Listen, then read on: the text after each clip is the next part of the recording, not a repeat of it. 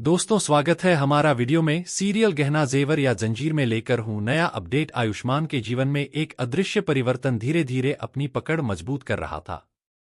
उसके भीतर अब एक भेड़िए की आत्मा जाग चुकी थी और वह अनजाने में वही करने लगा था जो भेड़िया चाहता था।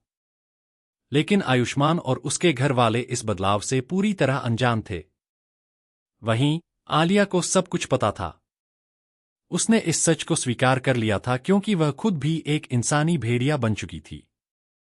आलिया जानती थी कि आयुष्मान के साथ जो भी हो रहा है उसकी जड़ें उसी से जुड़ी हैं। दरअसल यह सब आलिया की ही वजह से हुआ था। उसने जानबूझकर आयुष्मान को अपनी ही तरह बनाया था। अब आलिया चाहती थी कि आयुष्मान यह सच स्वीकार कर ले और उसे अपना ले। इसके लिए वह रात के अंधेरे में सबसे छिपकर आयुष्मान से मिलने का फैसला करती है। आलिया की योजना थी कि जब आयुष्मान को यह सच पता चलेगा कि वे दोनों एक जैसे हैं तो वह उसे अपनाने पर मजबूर हो जाएगा। लेकिन आलिया की राह में सबसे बड़ी बाधा थी गहना। गहना आलिया के इरादों को कामयाब नहीं होने देना चाहती थी। जब आलिया चोरी छिपे घर में आयुष्मान से मिलने पहुंची तो गहना ने उसे रंगे हाथ पकड़ लिया।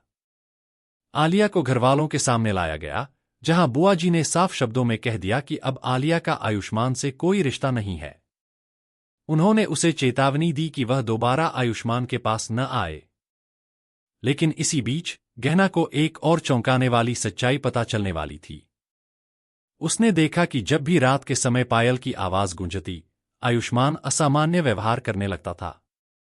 धीरे धीरे यह रहस्य सबके सामने आने लगा कि उनके घर में वास्तव में एक भेड़िया मौजूद है। अब सवाल यह था कि क्या आयुष्मान अपने भीतर के भेड़िए को पहचान सकेगा?